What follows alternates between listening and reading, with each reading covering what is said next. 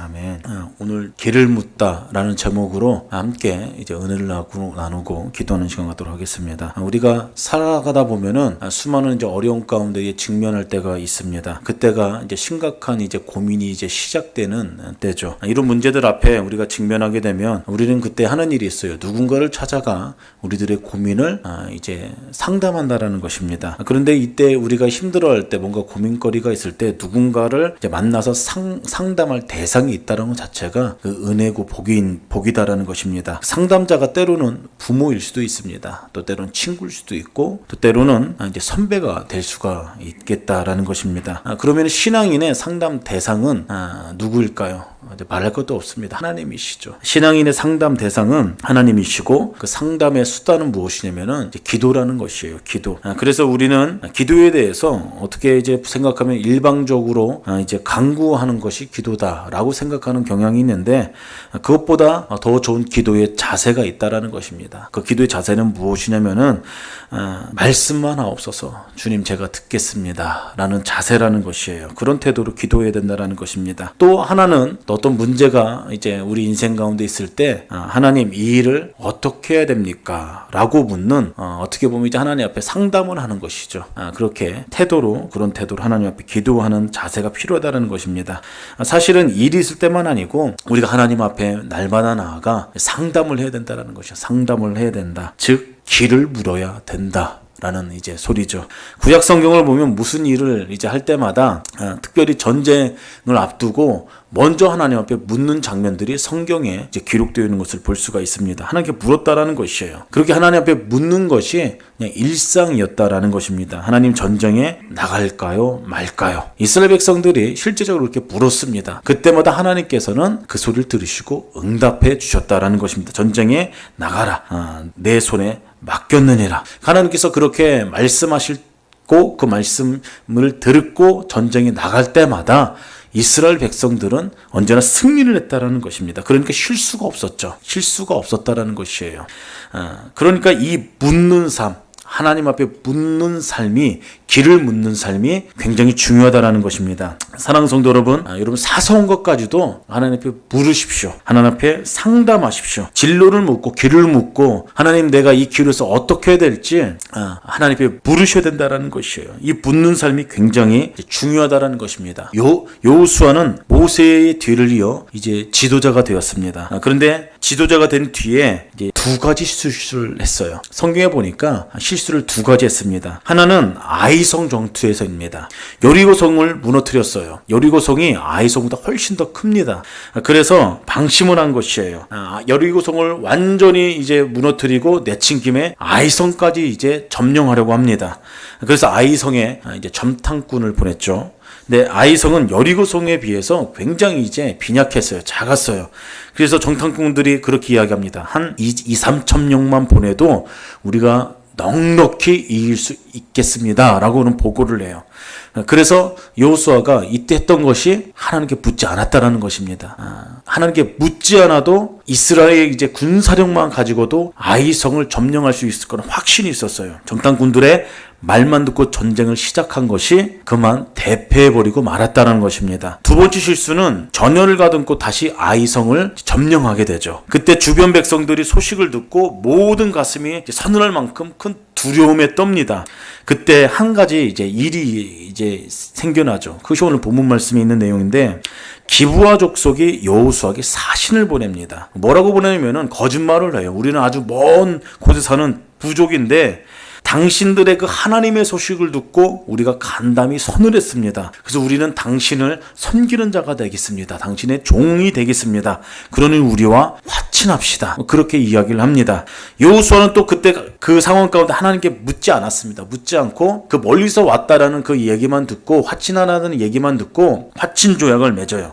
근데 3일 후에 알아보니까 그들은 바로 이제 이웃 백성이었다라는 것이에요. 그러니까 왜 속었냐고 물으니까 그들이 이야기합니다. 죽을까봐 겁나서 그랬다고 이야기해요. 그랬더니 처분대로 하라고 합니다. 그런데 이미 하나님의 이름으로 약속했기 때문에 그 약조는 취소할 수가 없었던 상황이에요. 근데 이 사건 때문에 후에 기브아 족속이 이스라엘 백성의 이제 발목을 잡는 어떤 이제 그런 이제 역할을 하게 됐다라는 것이에요. 하나님께 묻지 않은 것이, 길을 묻지 않은 것이 화근이었다라는 것입니다.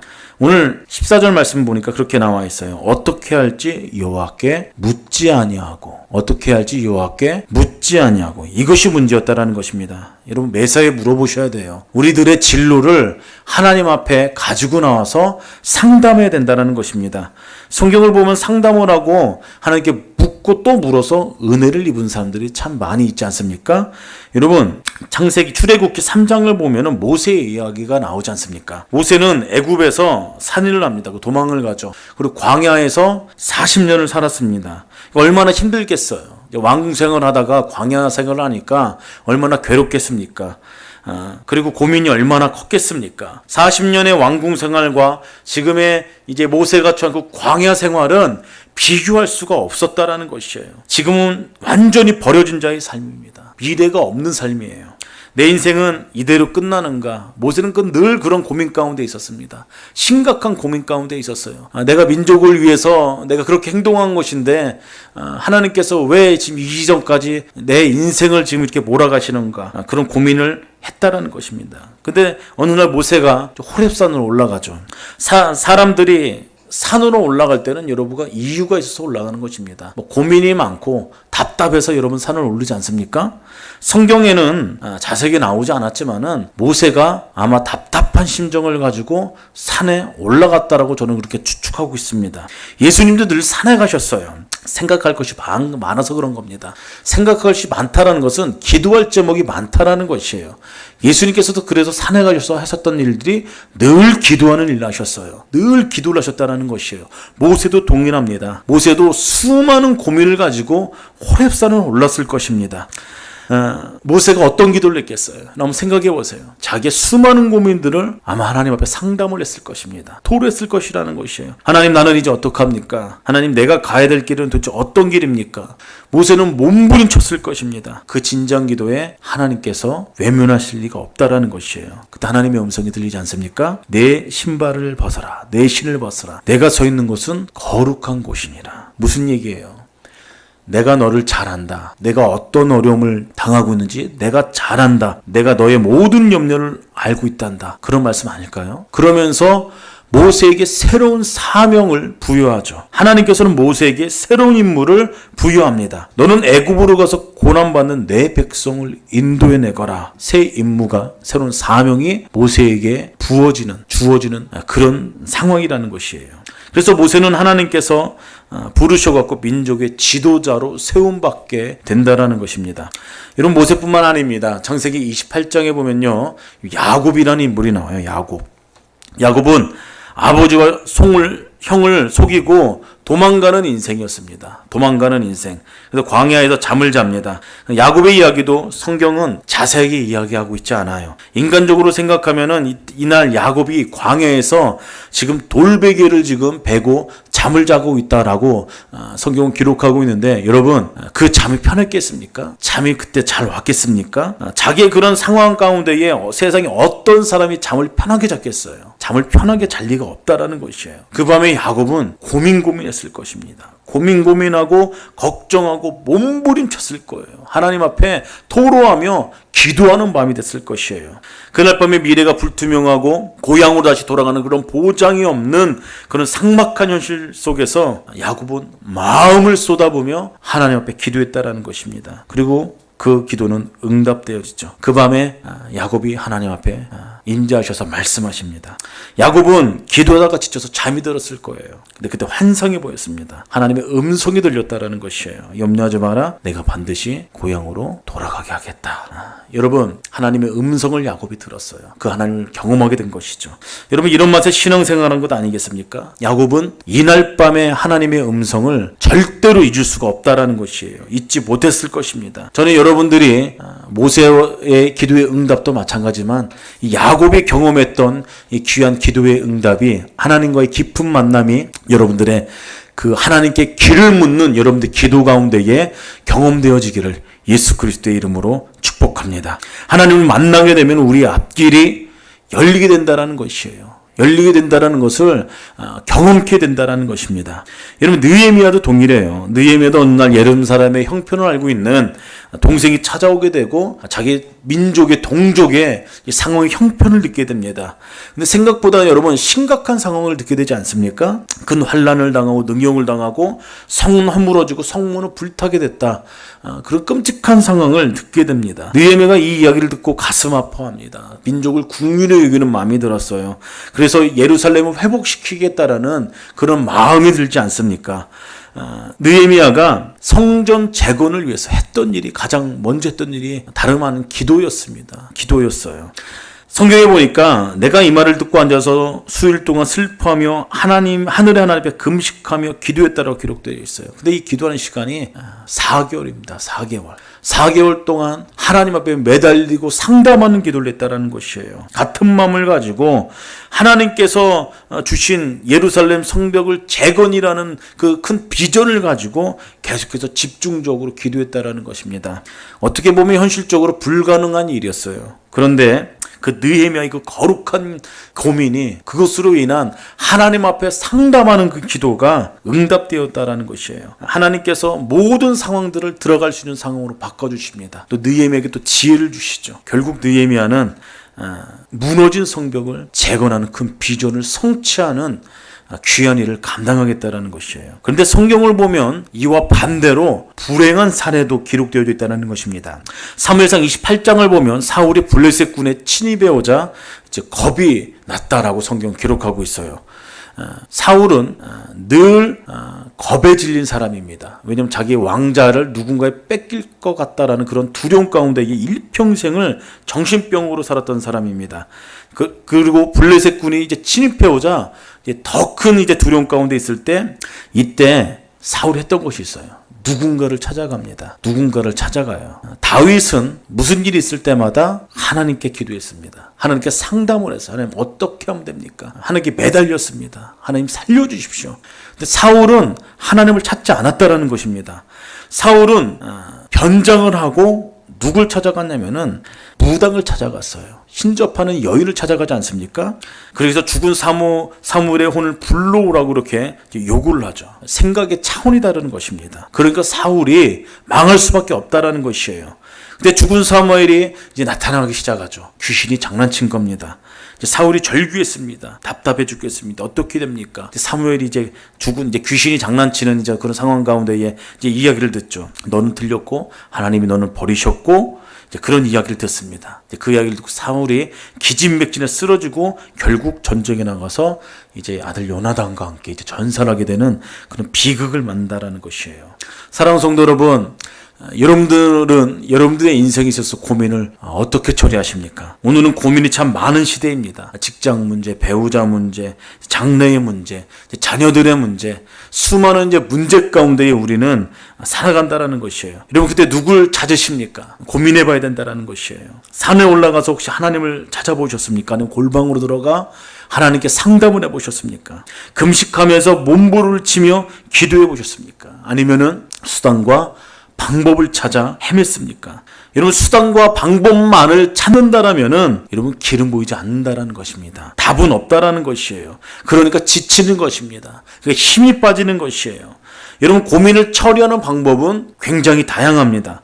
그래서 어떤 사람은 그 문제를 혼자 끌어안고 씨름하시는 분들이 계세요. 그러니까 더 무겁고 더 힘든다라는 것입니다. 신앙인들은 문제가 있으면 해야 될 일이 있어요. 그건 다른 것 아닙니다. 하나님께 나가야 돼요. 나의 미래의 문제, 장래의 문제, 운명의 문제, 현실에 처한 모든 문제 하나님 앞에 가지고 나와 상담해야 된다는 것입니다. 주님께서 말씀하셨습니다. 무거운 짐진 자들아 다 내게로 오라. 내가 너를 쉬게 하리라. 여러분들의 인생 가운데 무거운 짐을 하나님께 가지고 나가십시오. 여호수아는 모세로부터 굉장히 훈련을 받았습니다. 모세가 죽자 지도자가 되었죠. 그리고 여리고 성 앞에서 정탐꾼을 보냈습니다. 라합의 적극적인 도움을 받고 정탐꾼들이 돌아 보고했어요. 하나님이 그 땅을 우리에게 주셨습니다. 하나님은 말씀하세요. 내가 모세 때처럼 너희와 함께 있는 것을 그들이 보리라. 너는 언약궤를 메고 요단강을 건너 진격하거라. 하나님께서 그렇게 말씀하셨습니다. 성경에 보니까 내가 여리고와 그의 왕과 용사들 너에게 자손들에 넘겨줬으니라 라고 그렇게 말씀했어요. 그리고 그렇게 해서 여리고성은 완전히 함락되었어요. 완전히 무너졌다는 것이에요. 그때 백성들과 여호수아가 얼마나 흥분했겠습니까? 얼마나 흥분했겠어요. 하나님께서 함께 하시는 일은 이렇게 신나는 것이에요. 흥이 나는 것입니다. 다음은 아이성 차례죠. 아이성은 여리고성에 비하면 굉장히 작은 성이라고 제가 말씀드렸습니다. 또 정탐꾼을 보냅니다. 와서 보고하기를 성이 작아서 군단이 3,000명이면 가능하겠습니다. 그렇게 말합니다. 결과는 패배였어요. 처참한 패배였습니다. 그날 밤 모두 슬픈 밤을 보냈을 것입니다. 울고 탄식했을 것이에요. 그들은 여리고성 전투에서 승리한 후 아이성쯤이야 라고 생각했을 것입니다. 그래서 하나님께 묻지 않았던 것입니다. 그냥 나아갔어요. 하나님께 묻지 않고 나갔다가 처참한 패배를 경험했다는 것입니다. 그때 상황을 성경은 이렇게 얘기해요.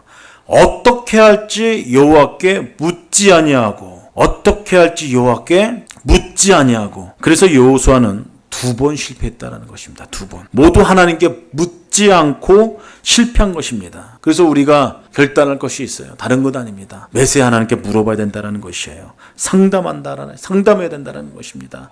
하나님, 어떻게 됩니까? 하나님, 제가 어떠한 결정을 내려야 됩니까? 주님, 말씀해 주시옵소서. 주님, 말씀해 주시옵소서. 하나님, 그렇게 매사 우리의 진로를 물어본다라면 하나님께서 자상하게 우리의 갈 길을 지도해 주시고 알려주신다라는 사실을 기억하시길 바랍니다.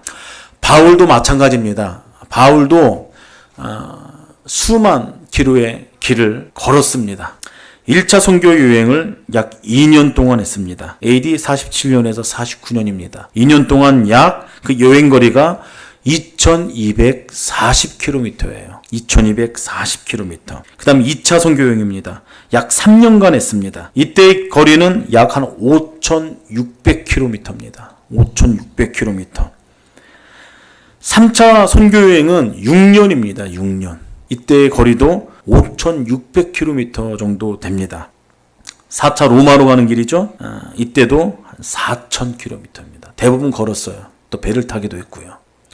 그 길을 걸으면서 수많은 일들이 있었습니다. 수많은 일들이 있었어요. 고난도 당하고 매질도 당하고 하나님께서 환상을 보여주시면서 장래에 대해서 어떤 어려움을 당할지에 대해서 또 바울에게 말씀하셨습니다. 그런데도 바울은 이 수천 킬로나 되는 그 길을 묵묵하게 길을 물으면서 걸었다라는 것입니다.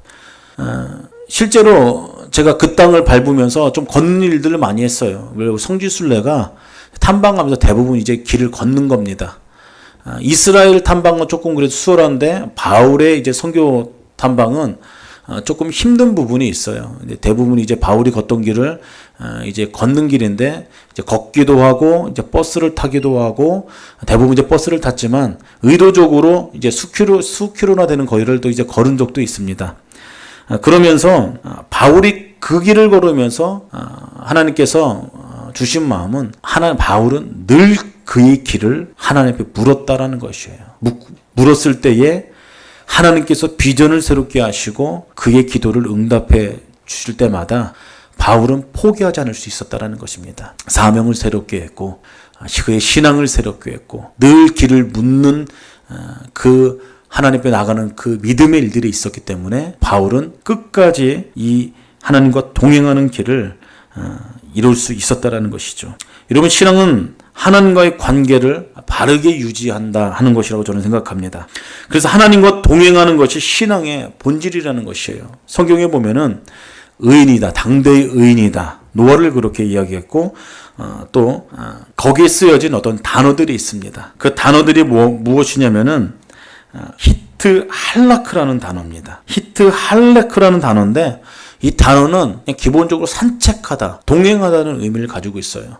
노아의 인생이 의인이었다 라고 그렇게 평가하는 것은 단 한 가지입니다. 단 한 가지예요. 무엇을 잘했기 때문이 아닙니다. 그냥 하나님과 동행했기 때문이에요. 애독도 마찬가지죠. 하나님과 동행했기 때문에 하나님 죽음을 맛보지 않고 하나님께 들림을 받았다라는 것입니다. 근데 거기에 핵심은 다른 것이 아닙니다. 하나님과 동행함이 있었기 때문에 의인이라고 칭함을 받았고 하나님께서 그들의 삶을 인정했다라는 것입니다. 하나님과 동행하는 삶의 특징은 제가 오늘 계속해서 말씀드렸지만 다른 것 아니에요. 길을 하나님 앞에 묻는 인생입니다. 그것은 하나님과 동행하는 사람들만이 할 수 있는 특권이고 하나님과 동행하는 삶만이 할 수 있는 일이라는 것입니다. 저도 믿음의 선진들이 그랬던 것처럼 저와 여러분들의 인생이 늘 길을 하나님 앞에 묻는 그런 하나님과 동행하는 인생으로 살아나기 시작할 때에 하나님의 역사하시는 귀한 은혜와 축복이 여러분 인생 가운데 깊이 경험되어지기를 예수 그리스도의 이름으로 축복합니다.